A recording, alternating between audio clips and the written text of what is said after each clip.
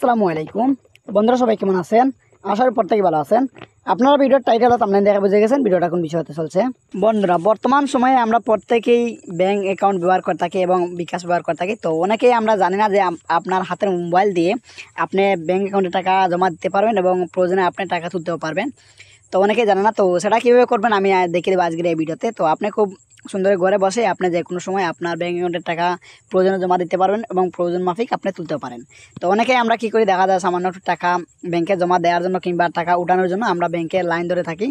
তো এখানে অনেকেরই পুরো দিন ব্যয় হয়ে যায়। তো আজকে আমি দেখিয়ে দেবো সামান্য 2-3 মিনিট সময় ব্যয় করে আপনি খুব সহজে আপনার ব্যাংকে টাকা জমা দিতে পারবেন অথবা আপনি তুলতে পারবেন। তো এটা কীভাবে করবেন, তার জন্য আপনার অবশ্যই বিকাশ অ্যাপস লাগবে। তো তার জন্য আমি কী করছি, আমার ফোনে যে বিকাশ অ্যাপসটা রয়েছে, তো আমি বিকাশ অ্যাপসটা ওপেন করে নিচ্ছি। তো বিকাশ অ্যাপসটা ওপেন করে নেওয়ার পর আপনার পিন দিয়ে আপনি লগ ইন হয়ে যাবেন। তো আমি আমার পিন দিয়ে লগ ইন হচ্ছি।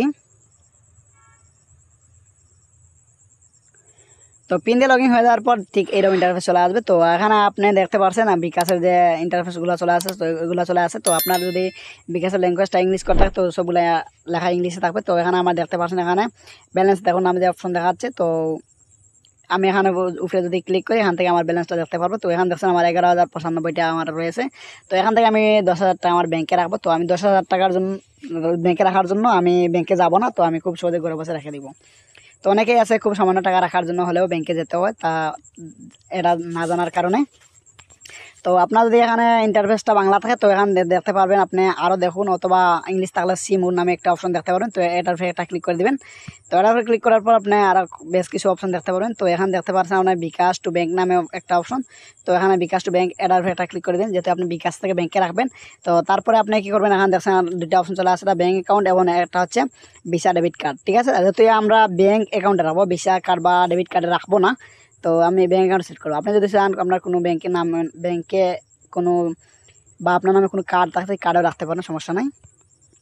তো আমি ব্যাংক অ্যাকাউন্টে রাখবো। এখন আমি কী করছি, ব্যাংক অ্যাকাউন্টের উপরে একটা ক্লিক করে দিচ্ছি।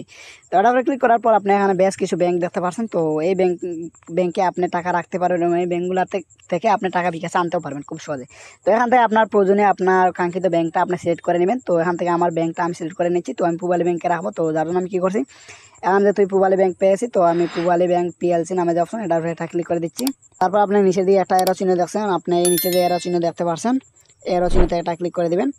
তো আমি এরো চিহ্নতে একটা ক্লিক করছি। তো তারপরে এরকম ইন্টারফেস চলে আসবে। তো তারপর আপনি এখন দুটো অপশন দেখতে পাচ্ছেন, একটা রয়েছে আমার অ্যাকাউন্ট এবং একটা রয়েছে অন্য অ্যাকাউন্ট। ঠিক আছে, তো এখন আপনি কী করবেন, এই দুইটা অপশনের মধ্যে মনে করেন যে সিমটা দিয়ে আপনি বিকাশ করেছেন বা যে সিমটা আপনার ব্যাংকে জমা দেওয়া রয়েছে সেই সিমটা আপনার নামে রেজিস্ট্রেশন করা নেই বা আপনার নামে বিকাশ নেই। তো সেই ক্ষেত্রে আপনি কী করবেন, অন্য অ্যাকাউন্ট এটার উপরে একটা ক্লিক করে দেবেন। ঠিক আছে, তো আমার ক্ষেত্রে আমি অন্য অ্যাকাউন্ট সিলেক্ট করে দিয়ে দিছি, কারণ এই সিমটা আমার নামে রেজিস্ট্রেশন করা নেই। তো আপনার যদি নামে সব অ্যাকাউন্ট থাকে, আপনার নামে বিকাশ থাকে এবং আপনার এনআইডি দিয়ে এই সিমটা আবার রেজিস্ট্রেশন করা থাকে, তারপরে আপনি কী করবেন, আমার অ্যাকাউন্টটা সিলেক্ট করে দেবেন। ঠিক আছে, তো আমার ক্ষেত্রে যেহেতু এটা নয় তার জন্য আমি অন্য অ্যাকাউন্ট সেট করে দিছি।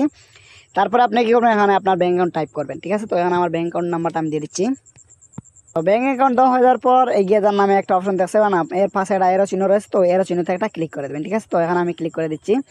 এখানে ক্লিক করার পর আপনার এখানে আমার নাম দেওয়া রয়েছে দেখতে পাচ্ছেন। তো আপনার ক্ষেত্রে এখানে নাম থাকবে না, এখানে আপনার যে ব্যাঙ্ক অ্যাকাউন্ট খুলতে যে নামটা দিয়েছিলেন তো অবশ্যই এখানে সেই নামটা দিয়ে দিবেন। ঠিক আছে, তো আমার নামটা আমি দিয়ে দিচ্ছি। তো আপনার নামটা এখানে দিয়ে দেবেন। নাম দেওয়া হয়ে যাওয়ার পর আপনি এখানে যে বিকাশের পিন নম্বর রয়েছে তো আপনি বিকাশের পিনটা দিয়ে দেবেন। ঠিক আছে, তো আমার পিনটা দিয়ে দিচ্ছি। বিকাশের পিন দেওয়া হয়ে যাওয়ার পর আবার এরো চিহ্নতে একটা ক্লিক করবেন।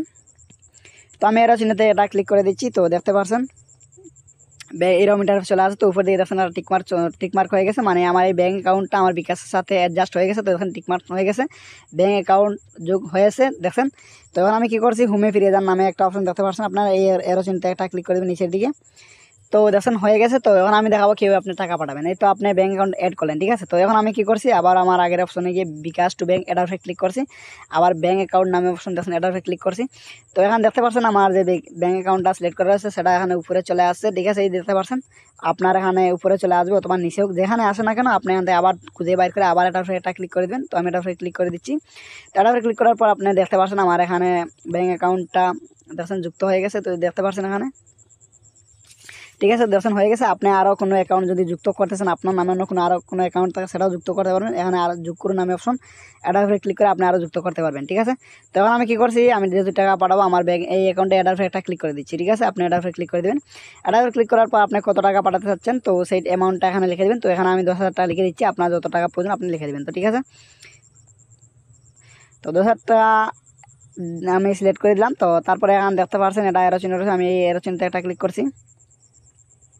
তো এরো চিহ্নতে ক্লিক করার পর আপনি এখন দেখতে পাচ্ছেন আরেকটা জিনিস। তো আমি যেহেতু আমার অ্যাকাউন্টে ব্যালেন্স দেখছিলাম 11,000 টাকা, তো এখন দেখতে পাচ্ছেন চার্জ প্রযোজ্য হবে। এখন দেখতে পাচ্ছেন 125 টাকা আমার চার্জ কাটবে, মানে প্রতি হাজারে প্রায় 12 টাকা 50 পয়সা করে আমার চার্জ কাটতেছে। আপনি যদি ক্যাশ আউট করতে চান প্রায় 14 টাকা 90 পয়সা করে কাটবে, প্রায় 15 টাকার মতন কাটবে।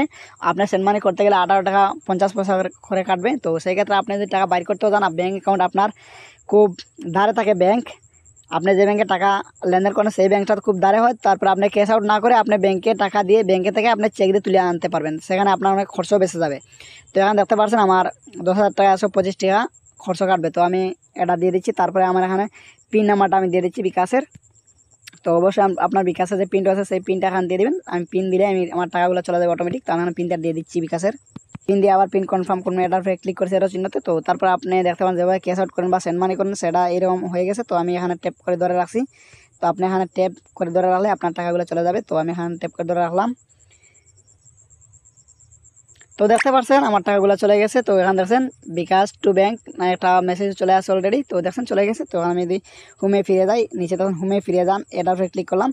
এখন যে আমার ব্যালেন্স কত টাকা রয়েছে, তো এখানে ক্লিক করলাম ব্যালেন্সের উপর। তো দেখুন 970 টাকা রয়েছে। ঠিক আছে, তার মানে আমার 10,000 টাকা আমার অ্যাকাউন্টে চলে গেছে। ঠিক আছে, তো এভাবে আপনি আপনার অ্যাকাউন্টে ঘরে বসে টাকা রেখে দিতে পারবেন। ঠিক আছে, এখানে আপনার কোনো গাড়ি ঘোড়া বা দৌড়াতে হবে না, আপনার অনেক সময় ব্যয় করতে হবে না। ঠিক আছে, তো এই ছিল আজকের ভিডিওটা এ পর্যন্তই। ভিডিওটা ভালো লাগলে চ্যানেলটি সাবস্ক্রাইব করে পাশে থাকবেন এবং কমেন্ট করে জানাবেন আপনাদের কোন ধরনের ভিডিওর প্রয়োজন। ধন্যবাদ সবাইকে।